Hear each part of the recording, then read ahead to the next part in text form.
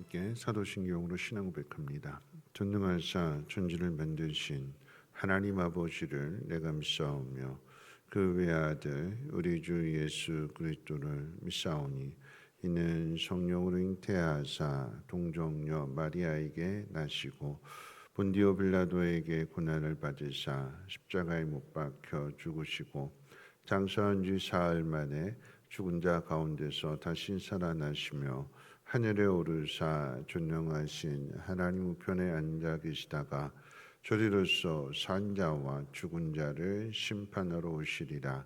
성령을 믿사오며 거룩한 공회와 성도가 서로 교통하는 것과 죄를 사하여 주시는 것과 몸이 다시 사는 것과 영원히 사는 것을 믿사옵나이다. 아멘. 좋으신 하나님, 오늘 이 새벽에도 우리를 기도하는 자리로 인도해 주심을 감사합니다. 하나님이 기도하는 시간을 통하여서 우리의 속사람이 아름다워지게 하시고 우리가 아름다워짐으로 인하여서 아름다운 일들을 만들어 나갈 수 있는 믿음의 삶이 되게 하옵소서. 귀한 예물 드리는 손길 좀 기억하여 주시고 작을지라도 연약한 자를 돌아보는 그 믿음 가운데 복의 복을 더하사 더 많은 일들 감당할 수 있도록 은혜를 허락해 주시옵소서. 감사드리며 모든 말씀 예수님의 이름으로 기도합니다. 아멘. 하나님 말씀 봅니다. 하나님 말씀은 시편 9편 1절로 20절까지 보시겠습니다. 시편 9편 1절에서 20절까지의 말씀 한 절씩 교독으로 읽겠습니다. 내가 전심으로 여호와께 감사하오며 주의 모든 기이한 일들을 전하리이다. 내가 주를 기뻐하고 즐거워하며 지존하신 주 이름을 찬송하리니 내 원수들이 물러갈 때에 주 앞에서 넘어져 망함이니이다. 주께서 나의 이와 송사를 변호하셨으며 보좌에 앉으사 이롭게 심판하셨나이다. 이방 나라들을 책망하시고 악인을 멸하시며 그들의 이름을 영원히 지우셨나이다. 원수가 끊어져 영원히 멸망하였사오니 주께서 무너뜨린 성읍들을 기억할 수 없나이다. 여호와께서 영원히 앉으시며 심판을 위해 보좌를 준비하셨도다. 공의로 세계를 심판하시며 정직으로 만민에게 판결을 내리시리로다. 여호와는 압제를 당하는 자의 요새이시요 환난 때 요새이시리로다. 여호와여 주의 이름을 아는 자는 주를 의지하오리니 이는 주를 찾는 자들을 버리지 아니하심이니 너희는 시온에 계신 여호와를 찬송하며 그의 행사를 백성 중에 선포할지어다. 피 흘림을 심판하시는 이가 그들을 기억하시며 가난한 자의 부르짐을 잊지 아니하시도다. 여호와여 내게 은혜를 베푸소서. 나를 사망의 문에서 일으키시는 주여 나를 미워하는 자에게서 받는 나의 고통을 보소서. 그리하시면 내가 주의 찬송을 다 전할 것이요 딸 시온의 문에서 주의 구원을 기뻐하리이다. 이방 나라들은 자기가 판 웅덩이에 빠짐이요 자기가 숨긴 그물에 자기 발이 걸렸도다. 여호와께서 자기를 알게 하사 심판을 행하셨으며 악인은 자기가 손으로 행한 일에 스스로 얽혔도다. 악인들이 스올로 돌아가며 하나님을 잊어버린 모든 이방 나라들이 그리하리로다. 궁핍한 자가 항상 잊어버림을 당하지 아니하며 가난한 자들이 영원히 실망하지 아니하리로다. 여호와여 일어나서 인생으로 승리를 얻지 못하게 하시며 이방 나라들이 주 앞에서 심판을 받게 하소서. 여호와여 그들을 두렵게 하시며 이방 나라들이 자기네 인생뿐인 줄 알게 하소서. 아멘. 오늘 읽은 시편 9편의 말씀의 시작 앞에 문납벤에 맞춘 노래라고 하는 독특한 말이 붙어 있습니다. 참고로 시편 9편과 시편 10편은 그러니까 내일 살펴보게 될 시편의 말씀은 연결되어지는 시입니다. 그래서 이거를 알파벳 순서에 따라서 이제 쭉 길기 때문에 이것을 잘라서 전반부는 9편에 후반부는 10편에 이렇게 기록되어져 있는데 문납벤이라고 하는 뜻은 뭐냐면 아들의 죽음이라고 하는 뜻을 가지고 있습니다. 꼭 압살롬의 죽음을 가리키는 것이 아니라 이 단어 자체가 아들의 죽음이기 때문에 여기에 맞춘 노래라고 했으니까 아주 슬픈 곡조에 맞추어서 이 시를 노래하는 것입니다. 다윗이 당하고 있는 현실 자체가 마치 자식을 잃은 것 같은 극심한 슬픔과 고난, 그러니까 문납변 가운데 있기 때문에 그 속에서 거기에 잠식되지 않고 오히려 그 속에서 하나님을 찬양하는 그리고 구원과 승리를 노래하는 것으로 이렇게 기록되어져 있습니다. 그러니까 우리 인생 삶이 슬플지라도 하나님의 자녀는 그 어떤 상황 속에서도 승리를 선포할 수 있다라고 하는 것을 가르쳐 주는 것입니다. 다윗은 이스라엘의 위대한 왕이었지만 그 왕자의 안기까지 시에서 고백하고 있는 것처럼 그의 인생은 궁핍과 가난이라고 하는 이 단어로 점철된 삶을 살아야만 했습니다. 사울 왕의 칼날을 피해서 거친 광야의 그 동굴 속에 숨어 지내야 됐고 또 먹을 것이 없어서 제사장에게 진설병을 구걸할 정도로 참 궁핍하고 가난한 삶을 살아야만 했습니다. 그런 다윗이 어떻게 이스라엘의 왕이 될 수 있었고 또한 어떻게 하나님을 붙들었는지를 한번 생각해 봅니다. 첫 번째 기억해야 되는 것은 하나님은 궁핍한 자를 결코 잊지 아니하십니다. 오늘 18절 말씀에서 그것을 가르쳐 주는데 우리 18절 같이 한번 읽어볼까요? 18절 함께 읽겠습니다. 시작. 궁핍한 자가 항상 잊어버림을 당하지 아니하며 가난한 자들이 영원히 실망하지 아니하리로다. 성경에서 말하고 있는 이 궁핍함과 가난함이라고 하는 것은 단순하게 물질이 없다는 것만을 의미하지 않습니다. 그것을 넘어서서 내 힘으로는 이 절망적인 상황을 스스로의 힘으로 바꿀 수가 없어서 오직 하나님만을 바라볼 수밖에 없는 그 영적인 상태를 의미하는 거죠. 여러분, 가난이라고 하는 것은 단순하게 물질이 없다라고 하는 것이 의미가 아니라 내 힘으로 그것을 이겨낼 힘이 없다. 그래서 가난한 사람은 도와줘야 되는 거예요. 도와줘야 돼요. 또 도움을 받아야 그것을 일어날 수 있는 것. 다윗의 상황이 그런 상황입니다. 다윗이 가지고 있는 힘만으로는 이 상황을 이겨낼 수가 없어요. 하나님이 도와주셔야 된다라고 하는 것을 고백하는 거죠. 다윗은 사울의 군대 포위를 당했을 때 또는 그 원수의 나라 그 바벨론의 블레셋에 망명해가지고 그 목숨을 구걸해야 되는 그런 모든 상황들 속에서 자신의 그 무력함을 철저하게 뼈저리게 느낍니다. 세상의 눈으로 보면 패배자였고 또 세상의 눈으로 보면 남에게 목숨을 구걸해야만 하는 비루한 처지에 있었습니다. 그런데 오히려 그곳에서 다윗은 선포합니다. 뭐라고요? 아까 읽었던 말씀 그대로 궁핍한 자가 항상 잊어버림을 당하지 않는다. 가난한 자들이 영원히 실망하지 않는다. 이렇게 고백할 수 있는 것은 뭐냐면 세상은 힘없고 돈 없는 자들을 잊어버리고 지워버리려고 하지만 하나님은 세상에서 가장 작고 가장 연약하고 소외된 사람의 신음소리조차도 하나님은 들으시고 귀를 기울이시며 도와주시는 분이심을 이 다윗이 믿기 때문입니다. 그 자녀라면 여러분 남도 고난 가운데 있고 신음소리를 내면 남에게도 귀를 기울이는데 그 자녀라고 한다면 내 자녀가 아파하고 신음소리를 짓고 있다면 어느 부모가 그걸 외면할 수 있을까요? 내 자녀라고 하면 그 누구보다도 더 팔 걷어붙이고 나서야 되는 거 아닐까요?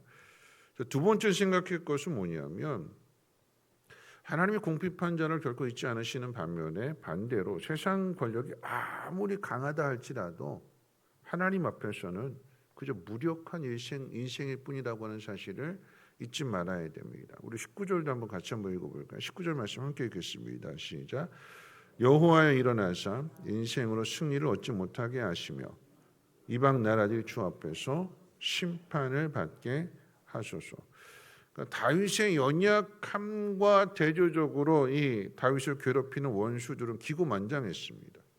거대한 힘을 가지고 다윗을 금방이라도 집어 삼킬 듯이 위협을 했습니다. 보통의 사람 같으면 그 힘 앞에서 압도되어서 마음이 무너져 내렸겠지만 다윗은 그 대적들을 다르게 봅니다. 다윗이 오늘 말씀 가운데 보니까 그 대적들을 인생이라고 불렀어요. 인생. 그러니까 인생으로 번역된 히브리어는 에노시라고 하는 단어인데 그 뜻은 뭐냐면 깨어지기 쉬운 존재. 결국 죽을 수밖에 없는 유한한 사람이라고 하는 뜻을 가지고 있습니다.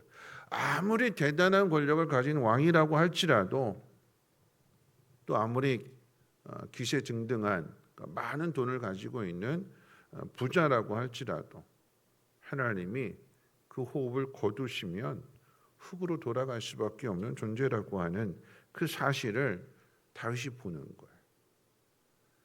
이렇게 볼 수 있는 이유는 그 자기 눈앞에 있는 3천 명의 군사를 이끌고 온 그 사울만 보는 것이 아니라 그 사울 뒤에서 자신을 지켜주시는 하나님을 볼 수 있기 때문에 그러합니다. 그래서 외치는 거예요. 여호와여 일어나셔서 저 죽을 수밖에 없는 인간들이 감히 하나님 앞에서 승리를 외치지 못하게 해주십시오. 하나님을 보거든요. 하나님 앞에 도움을 요청합니다. 우리를 두렵게 만드는 세상의 모든 문제들, 우리를 짓누르는 삶의 문제들이 대단한 것처럼 보이지만 하나님의 그 주권 앞에서 또 하나님의 능력 앞에서 그저 지나가는 바람에 불과할 것이며 잠시 피었다가 사라지게 되는 들풀과 같다라고 하는 그런 연약한 피조물이라고 하는 것을 우리는 기억해야 됩니다. 그러니까 깊은 절망 가운데서 다윗은 오히려 하나님만이 영원하신 분이라고 하는 진리를 깨닫게 되는 거죠. 말씀을 이제 정리할 텐데요. 여러분 사울 왕과 다윗 두 사람의 인생을 좀 비교해 봤으면 좋겠습니다. 두 사람 모두 인생의 위기와 시험을 만나게 되지만 그 위기를 대하는 태도는 하늘과 땅 차이였습니다. 사울 왕은 자신이 가지고 있는 그 힘에 취해 가지고 교만해졌어요. 그 교만하게 된 이유가 뭐냐면 하나님 말씀보다도 왕의 자리를 먼저 생각했어요. 이 자리 뺏기면 안 되는데, 이 자리를 어떻게든 지켜야 되는데, 내가 이 자리에서 내려오게 되면 나는 큰일 나는데 하는 두려움, 근심, 걱정 이런 것들이 찾아오게 되니까 이건 내가 지켜야 되는 거거든요. 그게 교만입니다. 하나님이 하셔야 될 일을 내가 하려고 하는 거. 하나님이 도와주셔야 될 일인데, 하나님이 채워주셔야 될 일인데 내가 하려고 하니까 여러분 그 삶에는 평안함이 없는 거죠. 아비 없는 자식은 스스로 자기 인생을 책임져야 되기 때문에 그 삶이 고달픈 거고 그 삶에 평안함이 없습니다. 사울 왕의 모습이 그랬어요. 깨어지기 쉬운 나약한 인간으로 살아가는 거예요. 자기의 한계에 갇혀서 그러니까 자기가 하려고 하니까 결국은 속상한 거고 답답한 거고 짜증나는 거고 평안함이 없는 거. 그 자체가 심판이 되는 거죠. 반면에 다윗은 궁핍하고 가난한 삶이었습니다. 그런데 그 궁핍하고 가난함 때문에 오히려 하나님이 채워주시고 공급해 주시는 것을 경험하게 되는 거죠. 다윗은 사울과는 대조적으로 왕의 자리가 먼저가 아니었어요. 하나님이 먼저였습니다. 내가 어떻게 해서든지 저 자리에 길을 쓰고 올라가야지, 사울 왕을 죽여서라도 내가 저 자리에 차지해야지, 그런 마음이 아니었어요. 하나님의 뜻이 먼저였습니다. 가장 중요한 거죠. 하나님의 뜻. 그게 겸손입니다. 왜 이런 상황이 되었는지는 알지 못하지만 여기에도 하나님의 뜻이 있을 것이고 그 속에서 하나님의 도우심이 있다라고 하는 것을 믿게 되니까 그 가난함, 그 궁핍함 속에서 평안을 누려요.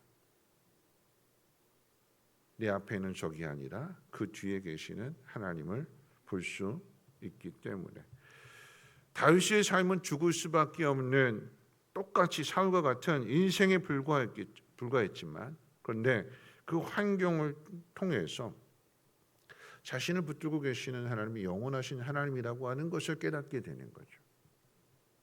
그 사울의 왕조는 그냥 이대에서 사울과 그 아들 이스보셋으로 끝나버리게 되지만 다윗의 왕조는 영원합니다. 왜요? 하나님을 붙들고 계시기 때문에 하나님의 뜻대로 순종하며 살아가고 있기 때문에 여러분 그래서 우리가 해야 될 일이 무엇인지 한번 생각해 봤으면 좋겠습니다. 여러분 고난 중에도 궁핍하고 가난한 가운데에서도 우리가 해야 될 일은 하나님 자녀답게 살아가는 일입니다.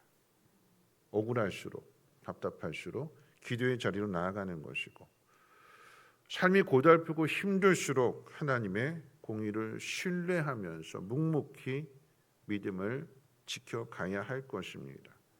내 자리가 우선이 아니라 내 생활이 우선이 아니라 하나님이 우선이 되고 하나님의 나라를 마음에 품는 그 사명을 가지고 나가게 될 때에 하나님 우리와 함께 하심을 보게 되는 것이고 그 죽음의 자리조차도 우리의 생명을 붙들고 계시는 분이 하나님이시라는 사실을 깨달을 때에 그게 영원으로 이어지게 되는 거죠. 하나님은 교만한 사울은 낮추셨고 고난 중에도 하나님을 먼저 생각했던 사울은 붙드셨고 마침내 그 다윗을 높여 주셨습니다. 오늘 우리의 삶이 그런 삶이 되기를 소망해 봅니다. 가난과 궁핍 가운데 있다면 내무를 할 수 없는 처지에 있다면 하나님이 그런 우리들을 잊지 않으시고 채워주신대요. 왜냐하면 하나님의 자녀니까요. 하나님 우리의 아버지시며 그 아버지는 영원하신 분이십니다. 우리를 그 영원으로 초대한다라고 하는 사실을 고난 가운데 극심한 고통 가운데에서 깨닫고 그 속에서 하나님을 찬양하며 승리를 선포할 수 있는 복된 삶이 되시기를 주님의 이름으로 축원을 드립니다. 우리 하나님의 사랑을 사모하는 자 함께 찬양하고 기도합니다.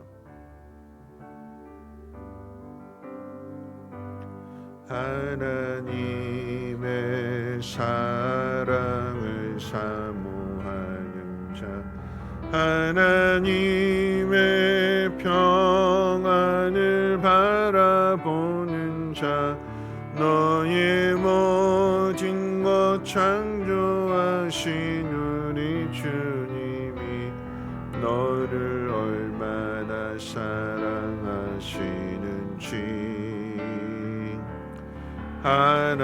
하나님께 찬양과 경배하는 자 하나님의 선하심을 닮아가는 자 너의 모든 것 창조하신 우리 주님이 너를 자녀 삼으셨네.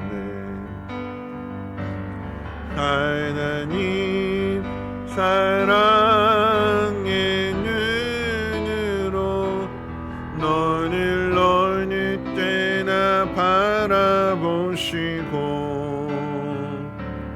하나님 인자한 귀로서 언제나 너에게 기울이시니 어둠에 밝은 빛을 비춰주시고 너의 작은 신음에 응답하시니 너는 어느 곳에 있든지 주를 향하고 주만 바라보 하나님 사랑의 눈으로 하나님 사랑의 눈으로 너를 어느 때나 하나님 인자한 귀로서 언제나 너에게 기울이시니 어둠에 밝은 빛을 비춰주시고 너의 작은 심에도 응답하시니 너희는 어느 곳에 있든지 주를 향하고 주만 바라볼지라.